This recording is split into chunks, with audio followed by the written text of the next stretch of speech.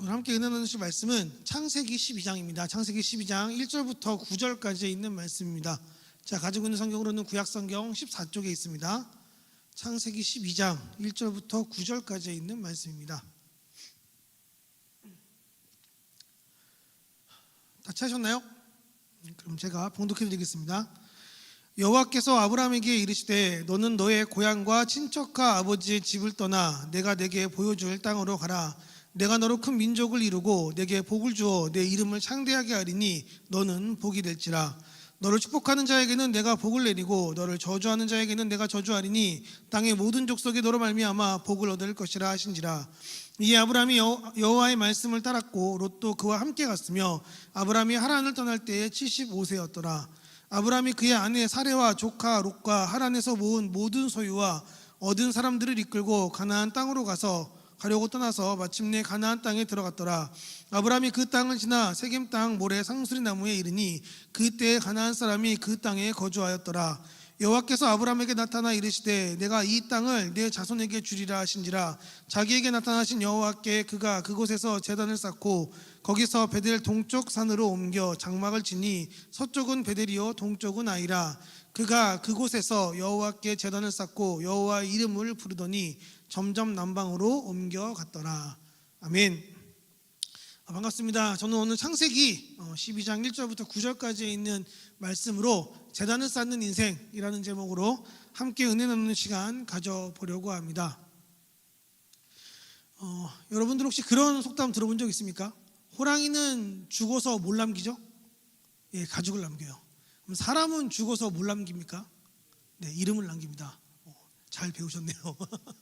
보통 우리가 이렇게 이야기하면서 어떤 이름, 자신의 이름을 남기는 것에 대한 어떤 명예와 자신의 이름을 남기는 것에 대한 인간들의 욕망이 이런 속담 안에도 잘 표현되어 있습니다.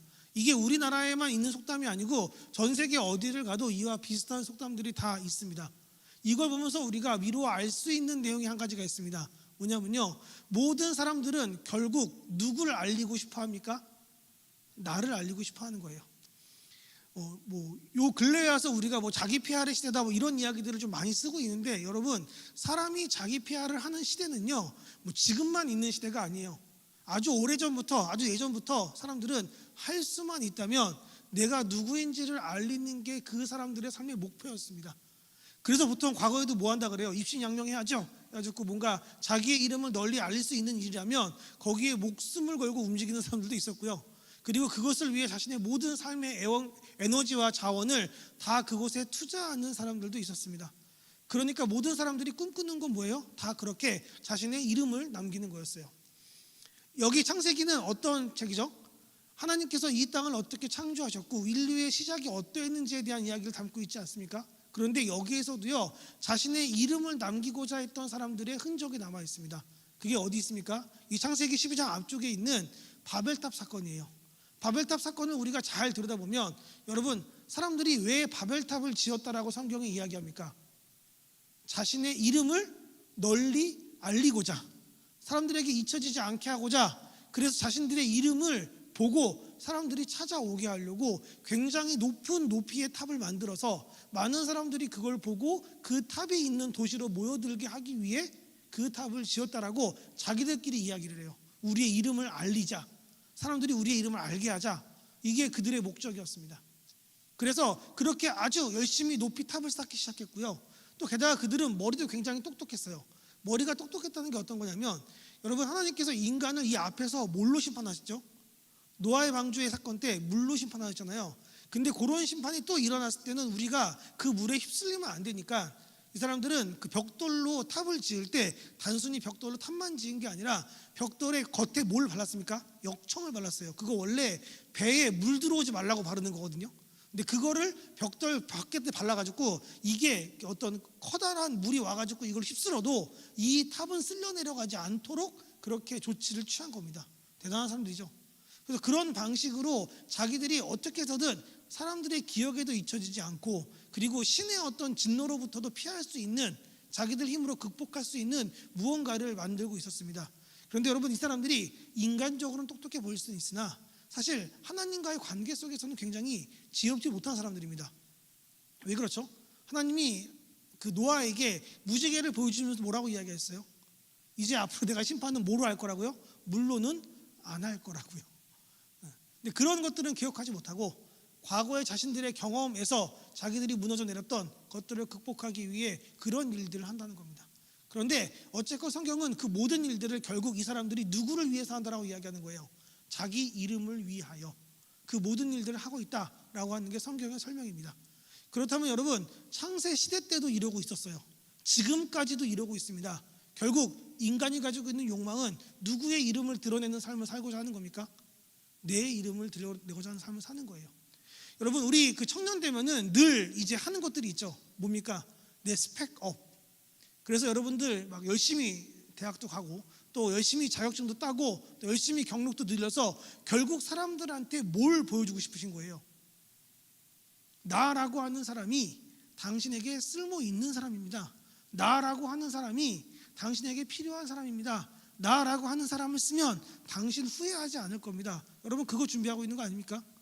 그래서 보통은 그 회사에서 원하는 어떤 그 자격이나 이런 것들을 면밀히 살펴보고 그 다음에 내가 원하는, 내가 할 수 있는 것들을 스펙을 쌓아서 그렇게 나를 피하라 하지 않습니까? 면접 가서도 되게 전략적으로 이 회사가 뭘 좋아하는지, 어떤 인재상을 원하는지 다 파악해두고 있다가 가서 저 그런 사람입니다 라고 하면서 자신의 이름을 그 면접관들에게 각인시키려고 하잖아요. 맞습니까? 우리가 다 그런 인생을 살고 있는 거예요. 전 이게 잘못됐다라고 생각하지는 않습니다. 우리가 세상을 살아가려면 물론 이런 노력들이 필요합니다. 그런데 저는 오늘 본문에 있는 이 말씀을 묵상하면서 우리가 그런 생각을 해봤으면 좋겠어요. 그렇게 우리가 열심히 살아가고는 있지만 여러분, 우리가 세상 가운데 그리스도인으로 나갔다고 한다면 물론 우리가 그런 싸움을 싸우고 있는 사람들이긴 하지만 우리의 동기와 우리의 중심은 달라야 하지 않겠습니까? 그래서 오늘 본문에서도 하나님께서 그렇게 자기의 이름밖에 모르는 사람들이 모여있는 세상 속에서 한 사람을 불러내신 거예요. 그리고 그에게 말씀해 주시는 겁니다. 뭐라고 말씀하시냐면요, 지금부터 내가 세상 사람들과 너가 전혀 다른 인생을 살게 할 거다. 그리고 나는 너를 통해 어떻게 사는 것이 옳은 삶의 방식인지를 세상이 깨닫게 할 거다. 여러분, 그게 하나님께서 아브라함을 부르신 목적입니다. 왜냐하면요, 여러분, 아브라함이요 먼저 하나님을 고백한 적 있습니까? 아브라함이 먼저 하나님이 누군지 알았던 것 같습니까? 아니요. 아브라함은 하나님이 누군지도 몰랐어요. 그런데 그 하나님을 아브라함에게 알리신 분이 하나님이었고요, 그를 부르신 분이 하나님이었고요, 그를 세우신 분이 하나님이었어요. 왜요? 하나님도 의도가 있었고 생각이 있으셨기 때문입니다. 저는 이 이야기가 우리에게도 마찬가지로 적용된다고 생각합니다. 여러분, 여기 있는 그 어떤 사람들 중에서도요, 내가 먼저 하나님을 찾은 사람이 있습니까? 없습니다. 모태신앙이라고 할지라도 여러분, 먼저 하나님을 찾을 수는 없어요. 뭐 집안 분위기가 그래서, 집안에 있는 가족들이 그래서, 혹은 내가 잘 믿는 누군가를 바라보며 내 마음이 다시 결단하여 그렇게 하나님께 나오는 경우는 있어도 여러분, 스스로 하나님께 나오는 경우는 없습니다. 다른 말로 이야기하면 여러분, 하나님은요 여러 가지 방식을 통해서 여러분들을 지금 이 자리 가운데 부르신 거예요. 왜 부르셨을까요? 목적이 없을까요? 아니요, 그렇지 않습니다. 하나님은 목적이 있으십니다. 그래서 오늘 우리 예배가요, 여러분, 파송 예배 형태가 될 겁니다. 그런데 왜 파송 예배 형태가 될 거냐면, 여러분, 보통 우리가 이제 학생 때는 백투스쿨 같은 거 하잖아요. 이제 3월 달에 되면 뭐 하죠? 신학기가 개강을 해서 우리가 학교로 가지 않습니까? 그런데 우리는 청년이 된 이후에는 그런 거 안 해요. 잘, 그죠? 그런데 임원단이 그런 이야기를 하더라고요. 우리가 학교에도 그런 마음을 가지고 우리가 갔었는데 이제 학교는 가지 않더라도 각자의 직장으로, 일터로 무언가 우리가 하나님의 뜻을 가지고 파송받는 그런 모습으로 나아가야 되지 않겠습니까? 라는 어떤 이야기들이 진행이 됐고, 그래서 제가 좋다 그랬어요. 그리고 그러기 위해서 우리가 어떤 말씀을 붙들어야 될까요? 라고 이렇게 이야기를 하길래 오늘 이 본문에 있는 말씀으로 함께 좀 생각을 하고 나누려고 합니다. 그래서 저는 여러분들이 오늘 저와 함께 나누는 이 말씀을 붙들고 여러분이 세상 속에서 나아가서 오늘 본문에 있는 이 말씀처럼 우리가 나아간 그 자리에서 재단을 쌓는 인생이 될 수 있게 되기를 주님의 이름으로 축복합니다. 그래서 여러분들 세상 어디로 가든 여러분들 세상 사람들이 하는 것처럼 내 이름을 남기는 사람들이 아니라 그리스도의 이름을 남길 수 있는 우리 모두가 될 수 있게 되기를 주님의 이름으로 축복합니다. 오늘 본문은 이제 하나님께서 아브라함이라고 하는 사람을 부르는 장면으로 시작됩니다. 먼저 1절에 있는 말씀을 우리 함께 읽겠습니다. 여호와께서 아브라함에게 이르시되 너는 너의 고향과 친척과 아버지의 집을 떠나 내가 내게 보여줄 땅으로 가라. 아멘. 하나님께서 아브라함을 택하여 부르실 때 첫 번째로 하신 일은 뭐냐면요, 그에게 본토 친척 아버지의 집을 떠나 내가 내게 지시할 땅으로 가라라고 하는 아주 이렇게 순종하기 어려운 명령을 내리는 것으로 시작합니다. 그런데 여러분, 이게요 사실 우리가 인생을 살면서 늘 성장할 때마다 겪는 일입니다. 여러분들 과거에 여러분들이 이렇게 유치원이나 초등학생 때 누구의 품 안에 있었죠? 어머니의 품 안에 있었어요. 그죠? 그래서 어머니가 여러분들을 케어해주고 부모님들이 여러분들과 함께하고 있었습니다. 그러다가 이제 점차 중학생이 되고 고등학생이 되고 청년의 때가 되기 시작하면은 점차 여러분들이 어디로 나갑니까? 밖으로 나가기 시작해요. 그래서 1차적으로는 학교라고 하는 내가 좀 이렇게 익숙하지 않은 장소에 가서 그곳에서 지금까지 전혀 만나보지 못했던 그런 여러 사람들을 만나지 않습니까? 우리 집에는 저런 사람 없었는데 나가보니 우리 집 사람들뿐만 아니고 더 많은 다양한 사람들이 있는 거예요. 그리고 또 어떻게 합니까? 그렇게 학교 내에서 막 지내다가 여러분 나중에 청년이 돼서 대학 가면 어때요? 더 다양한 사람들이 기다리고 있죠. 전 처음에 대학 갔을 때 무슨 생각을 했냐면요, 정말 대학 처음 온 사람들은 다 이렇게 받고 있었던 억압이 풀린 것을 저렇게 표출하는구나 이런 생각했어요. 왜냐하면 저 처음에 대학교 갔을 때 1학년 때 애들 머리가 다 정상적인 사람이 없는 거예요. 빨간색, 초록색, 노란색부터 시작해서 어떤 놈은 길었다 짧았다 이렇게 이야기하는 저는 정상이었을 것 같습니까? 저는 어땠냐면 저는 머리가 이렇게 반곱슬이잖아요. 한번 너무 길러보고 싶은 거예요. 근데 길렀는데 반곱슬이 머리를 기니까 어떻게 돼요? 막 이렇게 꼬여 있어요. 그래서 어떻게 했을까요? 스트레이트 파마한다고 좀 폈어요. 폈는데도 이게 안 펴지는 거예요. 그리고 머리도 노란색으로 염색해가지고 그리고 학교에 갔어요. 나도요. 그러니까 나도 걔들이 이상해 보이지만 그 사람들도 저를 보면 무슨 생각했을까요? 쟤는 뭐 저렇게 입고 다니지? 예. 왜냐하면 고등학교 때까지는 제가 교복 입고 되게 단정하게 하고 다녔는데 대학 처음 갔는데 막 그런 생각이 드는 거예요. 저희 아버지가 저한테 그랬어요. 뭐라 그랬냐면 나가서 아는 척하지 마. 저 외동아들이거든요. 저희 아버지가 저 되게 사랑하시는데 제가 그 모습을 했을 때만큼 아버지가 딴 건 모르겠는데 이건 내가 이렇게 도저히 이렇게 인정 못하겠다. 그렇게 해가지고 진짜 막 그러고 다녔어요. 그리고 이제 대학 가서 그러고 지내다가 딱 1년 되기 전에 생각했습니다. 이렇게 살아서 안 되겠다. 이 모습으로는 내가 전혀 이제 비전이 없다. 그래서 이제 조금씩 이제 원래 이제 머리 모양과 이제 돌아오고 이제 또 제 나름대로의 어떤 길을 찾기 시작했죠. 근데 보통 그래요. 가면은 별의별 사람들이 다 있습니다. 저 사람은 뭐지? 그리고 저는 이제 대학 가서 제가 처음에 대학 갔을 때 숭실대학교 갔었는데 대학 딱 갔는데 거기가 기독교 학교거든요. 그래서 나름. 근데 저는 그 첫 OT를 갈 때 버스에 그 술이 실리는 거 보고 깜짝 놀랐어요. 저걸 다 먹는다고? 10분 정도의 숫자의 그 술이 막 들어가는 거였어요. 버스에. 와. 그래서 가서 저는 기독교인이라서 안 먹습니까? 여기 기독교 학교야? 이러면서 엄청 막 이렇게 권하는 거예요. 근데 저는 이제 뭐 이렇게 신앙적인 부분도 있었지만 제 스스로가 몸을 못 가누는 걸 너무 싫어하기 때문에 저는 막 화가 나거든요. 그러면 그래서 끝까지 이제 저항해서 안 먹었는데 결국에는 안 먹은 사람이 나중에 뭐예요? 뒤치다꺼리 다 해야 돼요. 기절한 놈 치워가지고 저기 방에 넣어줘야 되고 어떤 놈이 막 토하고 있으면 닦아줘야 되고 와 이제 OT에서 가서 청소만 한 것 같아요. 그래서 그날 저녁마다 매 저녁마다 와 사람들이 이렇게까지 지저분할 수 있구나 이런 생각을 하면서 그런 거 봤거든요. 정말 문화 충격이었어요. 그런데 그런 방식으로 우리가 어떻게 됩니까? 처음 보는 세상을 나가는 거예요. 회사에 나가면 어떻습니까? 또 다른 세상이 펼쳐져 있어요. 이전까지는 나이 비슷한 사람들끼리 모여 있었는데 회사 가면 일단 기본적으로 나이 스펙트럼이 넓어져요. 그죠? 그러면은 저분께는 뭐라고 얘기를 해야 되지? 싶은 사람들이 앞에 서 있습니다. 근데 그 사람들이 말도 어떻게 해요? 되게 권위적으로 해요. 그런 거 듣다 보면은 그만둘까? 근데 또 이렇게 내가 직장에서 어떻게 돼요? 경력을 쌓아야 다음 스텝 밟을 수 있기 때문에 참고 또 일하지 않습니까? 그런 시간들을 보내는 거예요. 그야말로 내가 한 번도 경험해보지 못한, 내가 상상하지 못한, 내가 알고 있던 곳과는 전혀 다른 곳으로 하나님께서 우리를 보내십니다. 왜 그럴까요? 여러분, 하나님은요 우리가 어떤 우리만이 알고 있는 그런 장소에 안주하시는 걸 원하지 않으세요.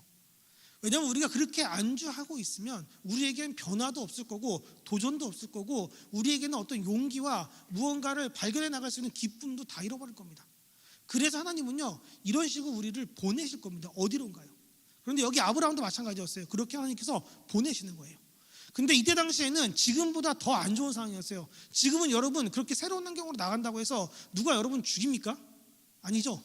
학교도 직장도 여러분들 가도 거기서 누군가가 날 죽이려고 기다리고 있진 않아요. 근데 이때 당시에는 어디로 가요? 그럼 사실 이게 여행 가는 식으로 떠나는 거 아닙니까?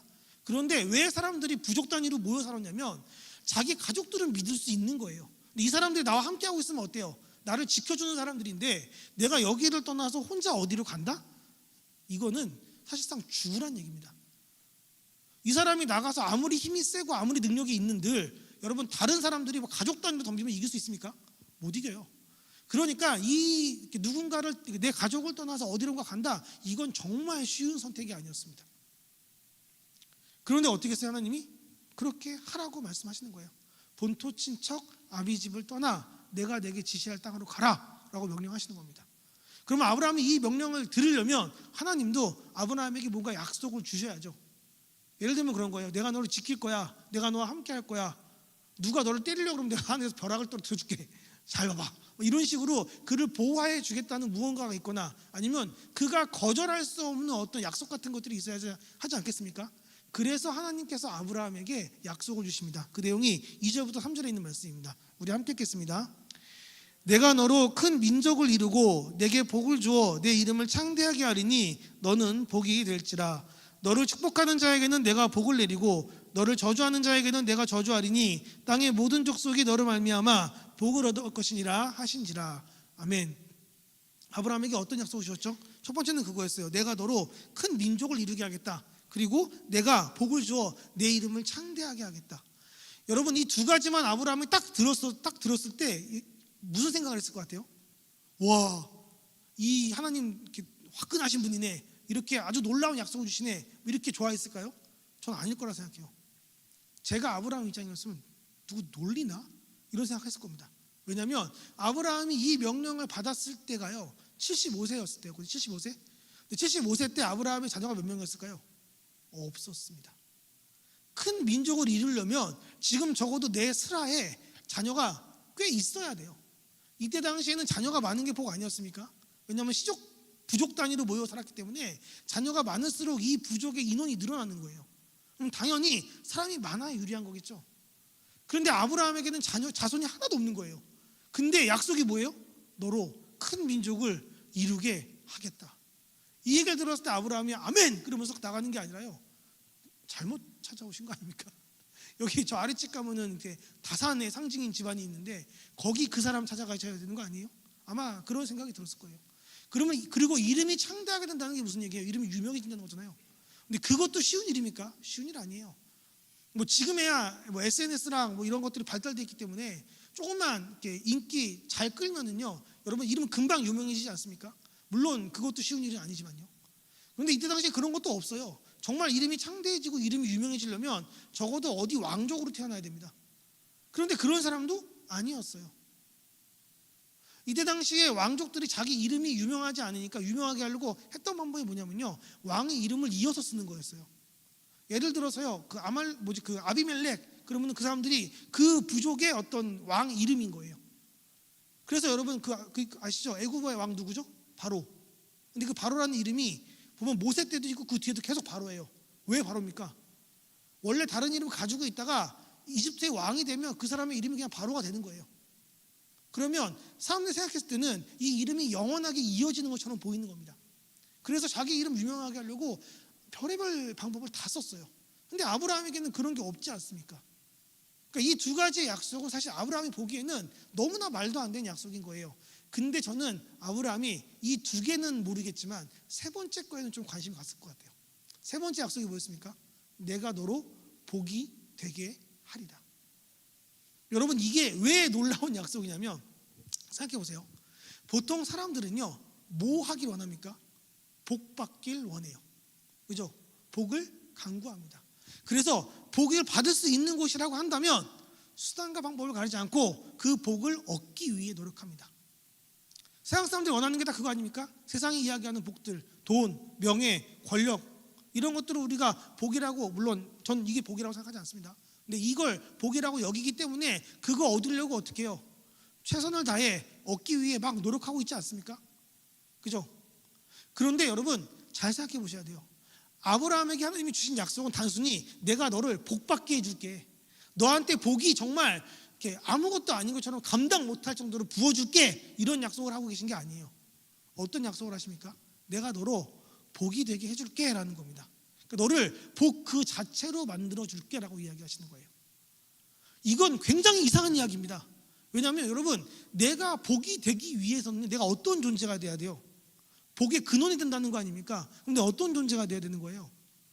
사실 하나님과 같은 존재가 돼야 되는 거예요. 그 복을, 생사와 복을 주장하는 게 누구예요? 하나님이잖아요. 신이잖아요. 나를 신처럼 만들어준다고? 이게 이상한 이야기처럼 들리는 겁니다. 근데 그 이야기를 하나님이 아담이 오해하지 않도록 해석까지 해주세요. 그 뒤에 뭐라고 이야기하죠? 복이 된다는 이야기는 말이야, 누가 너를 축복하면 그가 복을 받을 거고, 누가 너를 저주하면 그가 너를 저주했기 때문에 저주를 받게 될 거다. 이게 하나님께서 네가 복이 될 거다라는 말의 핵심 내용입니다. 전 이거 보면서 그런 생각을 했어요. 여러분, 만약에 우리가 내 스스로가 그런 존재가 된다라고 생각을 하고 어디론가 들어가게 되면요, 그때부터 우리의 인생이 어떻게 바뀔 것 같습니까? 여러분, 이래요. 우리가 이런 사람이 아닐 때는요, 어디를 가면 계속 눈치를 봐야 돼요. 여기서 뭐가 떨어지려나? 저기서 뭘 얻을 수 있으려나? 저거 가질 수 있으려나? 저 사람한테 인정받을 수 있으려나? 여기서 저 사람이 나한테 무슨 얘기하는 거에 내게 유익이 되려나? 이러면서 계속해서 거기 눈치를 보고 상황을 보고 복을 구걸해야 되는 사람들이 될 수밖에 없는 거예요. 나는 그 공동체에서 가장 말단에 있는 사람이니까요. 가장 앞에 있는 사람이 나를 어떻게 생각하는지, 나를 높은 자리로 올려줄 수 있는 사람이 나를 인정하는지 인정하지 않는지, 여러분, 그 눈치 보면서 거기에만 함몰되며 살아간다는 겁니다. 그런데 여러분, 하나님이 아브라함에게 해준 약속은 어떤 약속이냐면요, 너 가서 오히려 다른 사람이 너를 눈치 보게 만들어 줄게, 지금 그렇게 약속하시는 거예요. 여러분, 아브라함이요 애굽으로 내려갔어요. 애굽에서 무슨 일이 있었습니까? 처음엔 무서운 거예요, 너무 애굽이. 그래서 어떻게 했죠? 자기 아내가 너무 이뻐요. 그러니까 어떤 일을 했습니까? 자기 아내를요 누이라고 속입니다. 아내라 그러면 자기 죽이고 자기 아내 뺏어갈까 봐. 그러니까 바로가 어떻게 하죠? 아내 그 누이 달라고 하지 않습니까? 부부 아니니까요. 이게 못할 요청이 아니었습니다. 오히려 여행자의 그 가족, 여동생이 왕의 아내가 된다? 그러면 나한테 너무 기쁜 일이에요. 왜요? 난 더 이상 유랑하지 않아도 돼요. 유리하는 자가 되지 않아도 됩니다. 왜요? 왕족의 가족이 되니까요. 얼마나 기쁜 일입니까? 근데 아브라함 입장에서는 이게 옳지 못한 일이에요. 왜요? 근데 아내거든요. 근데 내가 이미 거짓말한 게 있어요. 그래서 어떻게 합니까? 자기 아내 줍니다. 바로에게 가게 해요. 근데 하나님이 그때 어떤 일 하십니까? 바로에게 가서 얘기합니다. 사실 아브라함 아내야, 손만 대봐 죽는다. 하나님 진짜 그렇게 이야기하세요. 그래서 바로가 아침에 일어나서 깜짝 놀래가지고 아브라함 불러놓고 얘기합니다. 나한테 왜 그러냐고, 도대체 내가 뭘 잘못했길래 나에게 이런 일까지 하냐, 그러면서 막 화를 내지만 바로가 자기를 속인 아브라함을 죽입니까? 아니요. 도리어 아브라함에게 뭔가 은근 폐물 같은 걸 주면서 나 너한테 할 거 다 했으니까 더 이상 이걸로 나 정죄하지 말고 내가 날 축복하고 여기서 떠나, 그렇게 얘기합니다. 이상하지 않습니까? 원래는 한 나라의 왕이 뭐가 돼야 돼요? 답이 돼야 되고, 그 나라의 여행객이 을 아닙니까? 절대적으로요. 그런데 눈치를 봐야 될 사람이 바뀝니다. 왕이 아브라함의 눈치를 보고요, 왕이 하나님 때문에 아브라함의 마음이 상했는지 안 상했는지 이거 걱정하고 있어요. 여러분, 이게 하나님이 아브라함을 복으로 만들겠다라고 하는 어떤 행동 중에 하나인 겁니다. 전 이걸 보면서 그런 생각을 했어요. 여러분, 하나님이 우리에게도 마찬가지로 같은 은혜를 부어주십니다. 뭐냐면요, 여러분들은 그리스도인으로서 세상 가운데 복을 구하는 자가 아니라 복 그 자체가 될 겁니다. 여러분은 그런 이야기도 많이 들으시죠? 우리가 축복의 통로다. 그게 무슨 얘기입니까? 여러분을 통해 여러분의 공동체에 하나님의 은혜와 복이 흘러갈 겁니다. 여러분을 통해 여러분의 공동체에 하나님의 이름이 전파될 겁니다. 여러분을 통해 세상이요 하나님을 배우게 될 겁니다. 여러분, 그러면 여러분의 공동체 내에서 여러분들은요 복을 갈구하는 자가 아니라 복을 갈급해하는 자가 아니라 복에 목마른 자가 아니라 어떤 사람이 되어야 되는 거예요? 복의 근원이 되어야 되는 겁니다. 그게 하나님께서 아브라함에게 준 약속이었어요. 그래서 아브라함이 그 이야기를 믿고 어떻게 합니까? 아멘 하고 한번 그 길을 떠나보려고 합니다. 왜냐하면 지금 자기가 살고 있는 이 환경 내에서는요 소망이 없어 보이니까요. 그래서 그가 그 이야기를 듣고 떠납니다. 그게 4절부터 6절까지 있는 말씀입니다. 우리 함께 읽겠습니다. 이에 아브라함이 여호와의 말씀을 따라갔고 롯도 그와 함께 갔으며 아브라함이 하란을 떠날 때에 75세였더라. 아브라함이 그의 아내 사레와 조카 롯과 하란에서 모은 모든 소유와 얻은 사람들을 이끌고 가나안 땅으로 가려고 떠나서 마침내 가나안 땅에 들어갔더라.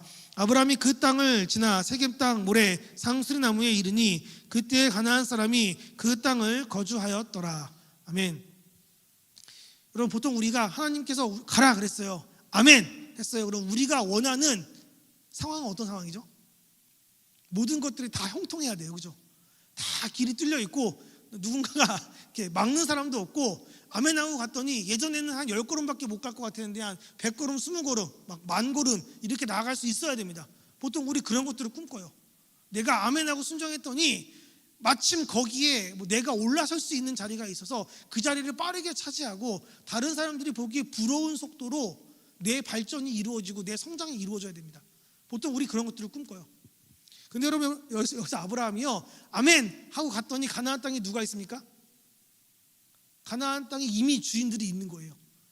가나안 땅 갔더니 이미 거기를 차지하고 있는 사람들이 있는 겁니다.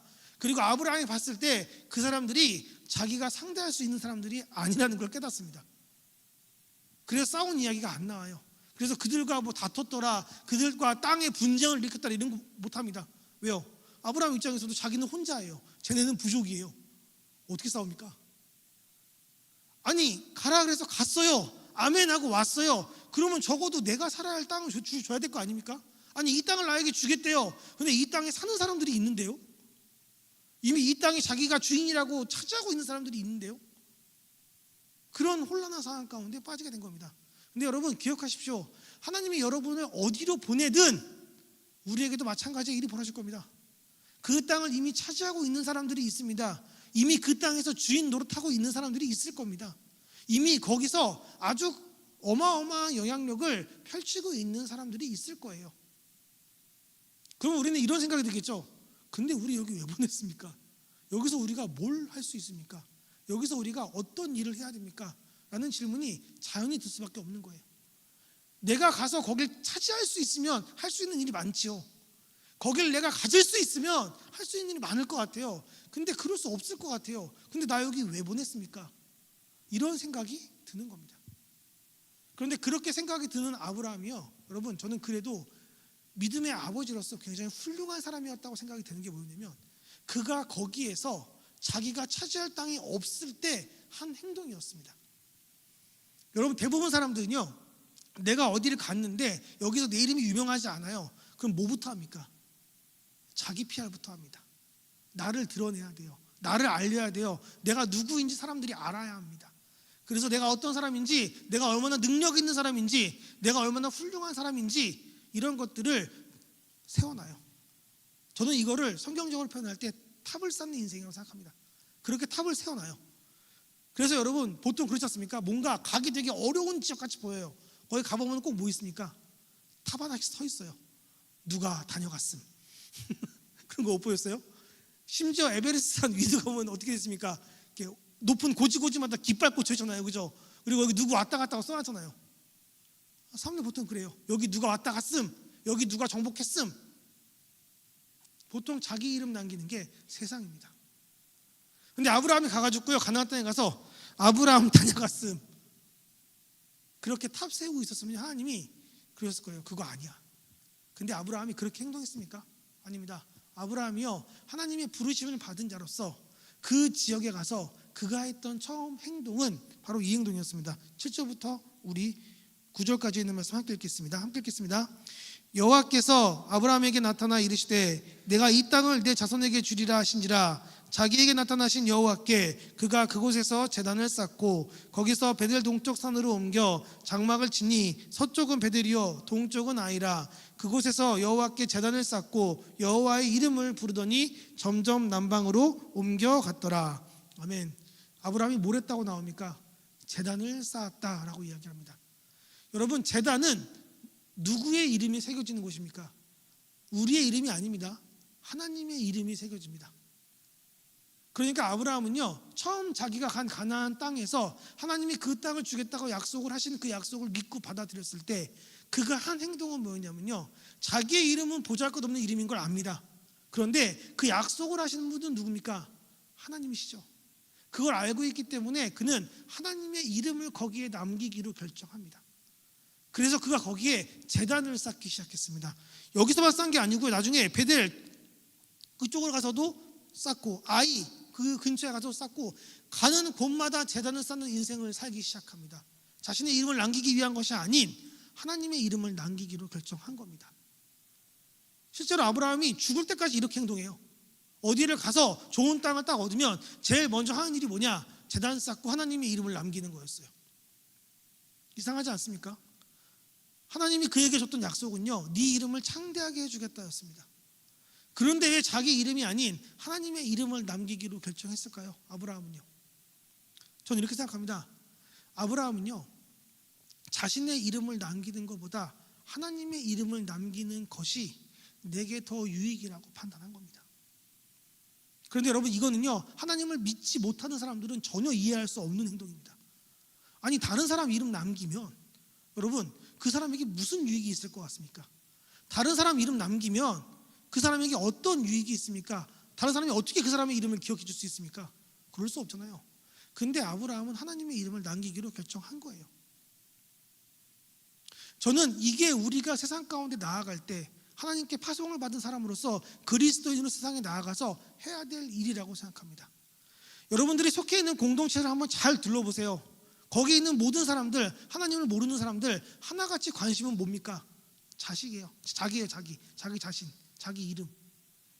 그래서 조금이라도 자기 명예가 더럽혀질까, 조금이라도 자기 이름이 누가 끼쳐질까, 조금이라도 자기가 여기서 잊혀질까, 그거 불안해서 전전긍긍하며 어떻게든 나를 좋게 포장하려고, 어떻게든 나를 드러내려고, 어떻게든 나를 인정받으려고 그런 인생들을 살아가고 있지 않습니까? 그런데 그런 사람들이 모여있는 곳 한복판에 여러분이 가서요, 여러분이 내 이름이 아닌 그리스도의 이름으로 살기로 결정했다라고 생각해 보세요. 여러분들 어떤 인생을 살기 시작할 것 같습니까?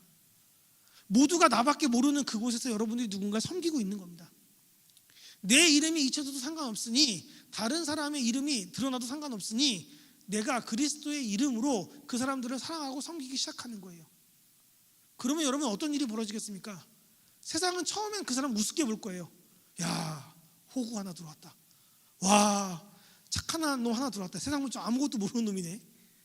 잘 이용하다, 적당히 이용하다가 버려야지. 아마 그런 생각이 들 겁니다.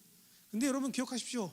그건 하나님을 모르는 사람들에게나 할 수 있는 일이지, 여러분들은 어떤 사람들입니까? 하나님이 누구이신지 알고 있지 않습니까? 이 세상의 창조자, 이 세상을 치리하시는 분이세요. 내가 그분의 자녀로 그곳에 가서 내가 하나님의 자녀로서 그들을 섬기기 시작하면요, 여러분 그때부터 우리의 의도와 행동들이 바뀌지 않겠습니까? 그렇게 우리가 내 이름이 아닌 그리스도의 이름을 남기기로 결정하면요, 여러분 그 공동체가 여러분을 통해서 얼마나 큰 격동의 시간을 보내겠습니까?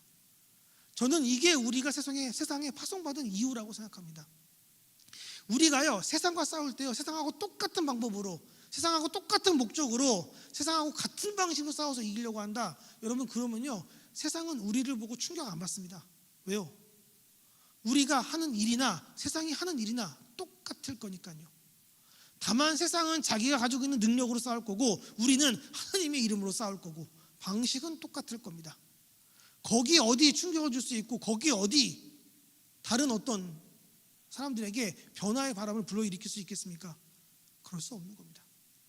그런데 우리가 정말로 그리스도인으로서 하나님의 이름을 남기기로 결정하고 내 이름이 아닌 그리스도의 사랑을 전하기로 결정했다면, 여러분 그곳에서 우리가 그들을 섬기고 사랑하는 모습을 통해 세상은 충격을 받는 겁니다. 와, 이렇게 살아가는 사람도 있구나. 이렇게 자신을 내려놓을 수 있는 용기 있는 사람이 있구나. 이렇게 다른 사람을 위해 희생할 수 있는 사람도 존재하는구나. 그러면 그들이 우리를 바라보며 무슨 생각을 하겠습니까? 점점 하나님이 궁금해질 겁니다. 여러분 제단을 쌓는다는 게 그런 거예요. 가서 뭐 이렇게 쌓아놓고선 오늘 새벽 예배 드리겠습니다. 사람들 앞에서 그렇게 기도하고 예배하고 이렇게 하라는 이야기 아니에요. 사람들 앞에서 눈에 보이는 뭐 이렇게 만들어 놓고 하나님이십니다 이거 하라는 이야기 아닙니다.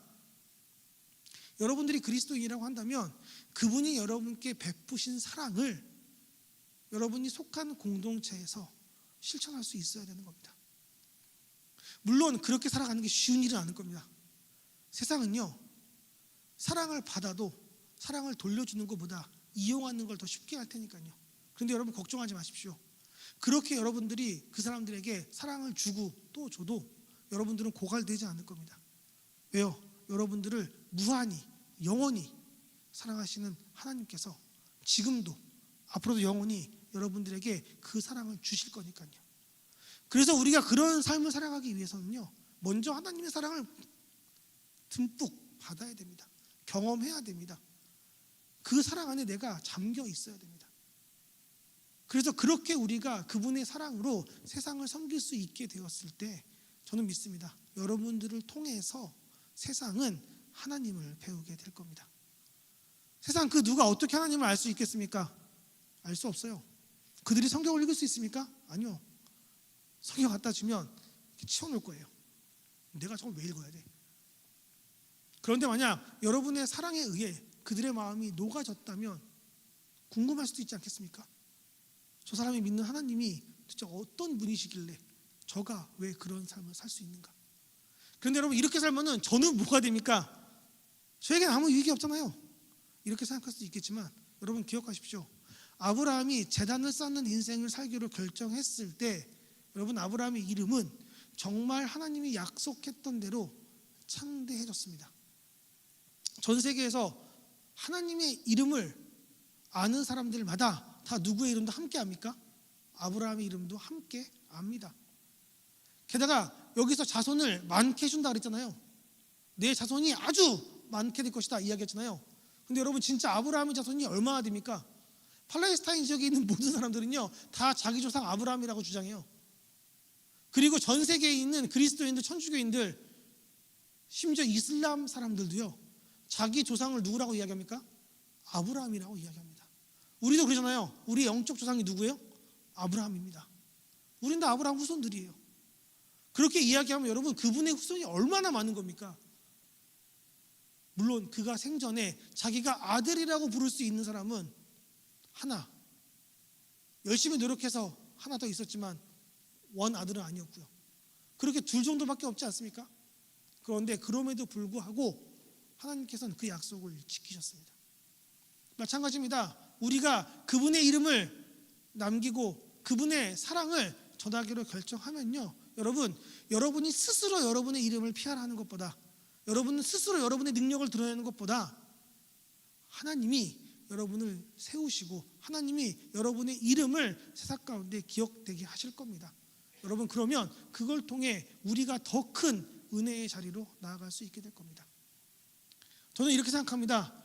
우리가요 열심히 노력해서 내 자리를 세워나가면 여러분 나는 내가 할 수 있는 만큼만 갈 수 있습니다. 그런데 여러분께서 내 삶의 모든 것들을 하나님께 맡기고 하나님의 능력으로 살아가면요 여러분의 삶은 하나님의 능력으로 채워지는 삶이 될 겁니다. 그러면 그 삶은 여러분 세상이 감당할 수 없는 삶이 될 겁니다. 저는 우리 주한중학교 모든 청년부 여러분들이 그렇게 세상이 감당할 수 없는 믿음으로 세상 가운데 내 이름이 아닌 그리스도의 이름을 전파하기에 세상에게 충격을 줘줄 수 있고 세상을 흔들 수 있고 세상을 바꿀 수 있고 세상에 그리스도의 이름을 전할 수 있는 그런 귀하고 복된 인생이 될 수 있게 되기를 주님의 이름으로 축복합니다. 그래서 여러분들 속한 그 공동체에서 그리스도의 사랑을 우리가 능히 전할 수 있는 우리 모두가 될 수 있게 되기를 주님의 이름으로 축복합니다.